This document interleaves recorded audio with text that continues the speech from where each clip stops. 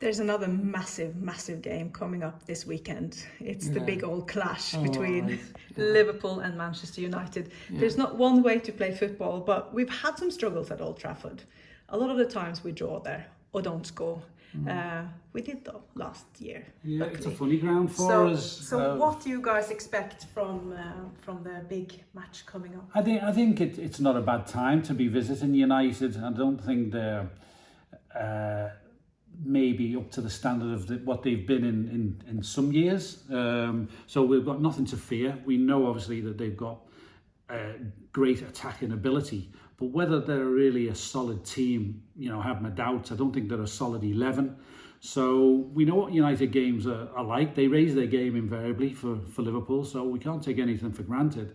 But they're huge occasions, and we go there, I think, in great spirit. So there's no fear factor attached. I think from a form point of view and from the fact that what they've been doing in recent weeks, I think we can go there and play our natural style, and I think we can get something thoroughly positive about the way we're playing at the moment.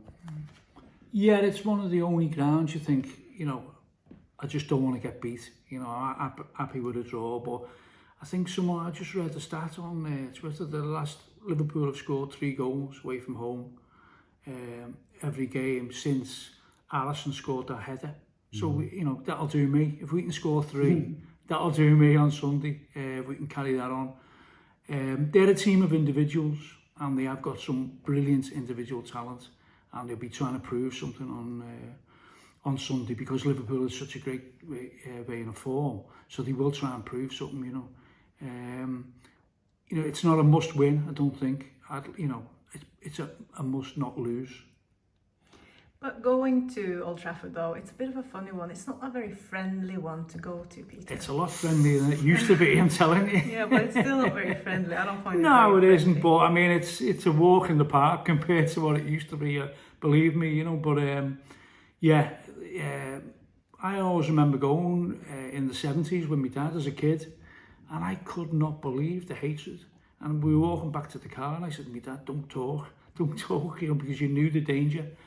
And he'd got a ticket off a fella called Ray Shelley, who was the son of Albert Shelley. He was the train in the 50s and then the odd job man in the 60s.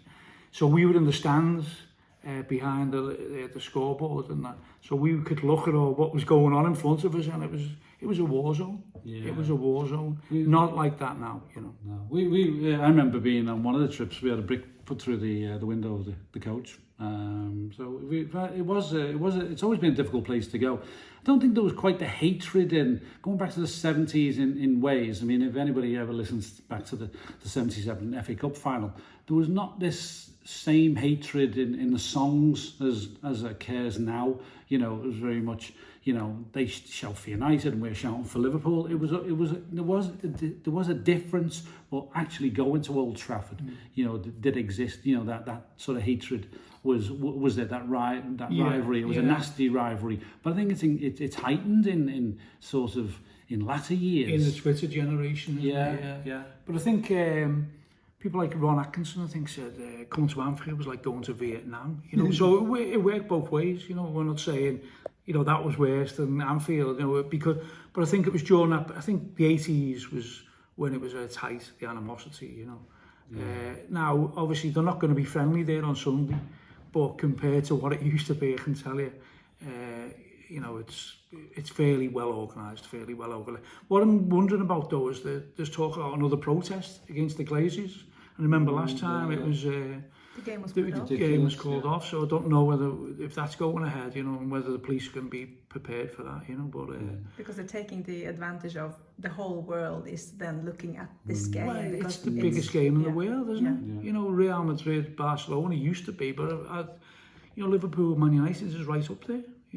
I remember going a few years ago when David Moyes was the manager and walking across the car park and the lack of confidence that existed. I couldn't believe Man United fans saying, batter us today. And I think, really, I've never heard that before. That was really a one-off, and it proved to be.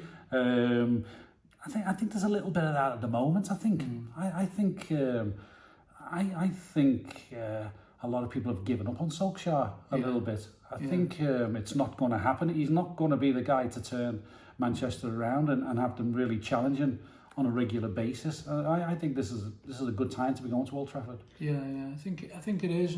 But you always remember, even when Liverpool were dominating domestic league and Europe, United always raised the game at Old Trafford. Always raised the game, you know. And I think, you know, we've got to expect that on Sunday, you know. Yeah, we came away. We had a great win there one Boxing Day, but we had, you know, games were very tight. They raised it, you know, like Martin Buchan and people like that. They were hard players, and you know, 0-0s was regular fare at United from memory. But David, when you are a manager in question, you have to say that he's getting a lot of stick at the moment from the press and from football fans. Others protect him with their lives, like Neville did last night on television. But he's saying, I'm not going to ditch my old teammate. Obviously, there are a lot of different rules and reasons for him not saying he's not the right guy. But then to sign such a massive character, the biggest character in modern football, Ronaldo, when you are a manager in question, was that a good idea? Yeah, I don't know whose decision it was ultimately. It probably wasn't Solskjær's, I don't think. But when you have a player like him, then you have to play him, and that I think is on occasions detrimental to the team's overall performance, because he doesn't track back like you need to do in this modern day age. He doesn't pressure like you have to do in this modern game. So I think although he's contributing with certain goals, I think it's a little bit of it's sort of like a bit of an axe hanging over Solskjær. I don't think it helps them at all, to be honest with you. Yeah, it's a very strange one, whoever bought him, you know, but I don't think he's adding to harmony within the dressing room, you know. You can see that even when he's on the pitch and he gives a decent ball and someone messes it up, or he's looking to the heavens, isn't he? You can't have that in a football team, because, you know, that's all about me, isn't it, you know, and it's all about the team. And we'd certainly noticed that if that Liverpool players were doing that. He's obviously still got something to offer, you know, and he will score goals, there's no doubt about that. But I think if you look at the players like Greenwood and Rashford, they're the future, you know. Ronaldo's the past, isn't he? I'm just surprised that they bought him, you know. I want Solskjær to stay, you know, forever. Yeah.